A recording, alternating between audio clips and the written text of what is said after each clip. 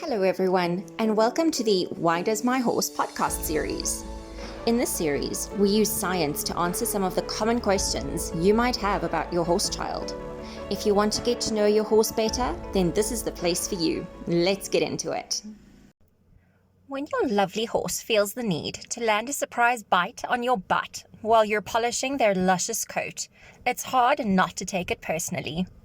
Grooming is one of those things that should feel harmonious. Sure, you have to keep your fur child clean and healthy, but grooming is also a great way to bond and build trust with your horse. Or at least it should be. In the world of animal behaviour, we recognize that behaviour is a form of communication. This is important to keep in mind when you have a nippy horse, because often we default to calling him naughty or disrespectful. When we think of the nippy behaviour in this way, we assume the horse is trying to pick a fight with us, and it's easy to give the horse a smack or use some other form of retaliation. In the end, your bonding time turns into a war zone. No one is enjoying it, and your horse gradually becomes less and less tolerant of anything you might do that he doesn't like. Let's rewind and go back to the nippy horse. What is he trying to communicate? Let's give him the benefit of the doubt and assume he's not trying to pick a fight and say he's trying to make you understand something. What could that be? Most owners will quickly respond with something like, he must be ticklish, or maybe he's a bit sensitive. Some might go on to call out ulcers and say the horse is experiencing pain. And all of this is a great place for us to start. Most of us recognize that we brush our horses differently to how we brush a person or even a dog. We really dig in there and get that damn dirt out. After all, horses have thicker skin and can handle a bit more pressure, right? Well, no, not really. This claim is almost completely useless because while horses do have thicker skin in some areas, it's a difference of 0.03 millimeters. It's almost the breadth of a hair. Basically, there is no way we can say that our horse's skin is thicker than ours, because there is no material difference. Some studies have also shown that horses are more sensitive to feeling pain than humans are, even in the hindquarters, which we always assume are thick and tough. And really, this shouldn't be a surprise. They can feel a fly land on their skin and shake it off. We've all done that thing where we take a piece of hay and see if the horse notices if we touch it. We know they do because we've all seen them react. So, back to grooming our thin-skinned, fly-sensitive friends. With this information in mind, does the nip mean something different?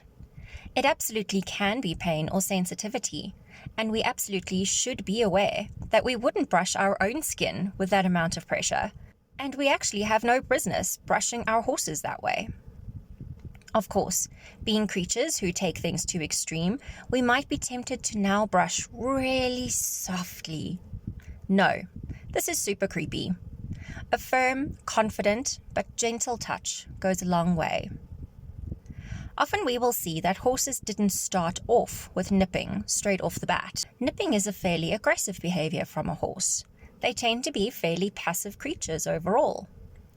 Watch your horse when you groom them. When you start doing something they don't like, their nostrils will wrinkle, their heads will lift up, their ears will go back, they will probably swish their tails and bob their heads up and down a number of times. Those are your warning signs. It starts small, with the wrinkles in the nostrils, saying, hey listen, I don't like that. If you respond at this point and move away from the area, or perhaps change the way you are brushing, you show your horse that you are willing to listen and communicate with him. This is where your relationship starts. Your horse isn't going to nip you if you tune in to the tiny gestures that things are not okay. Tune in and adapt.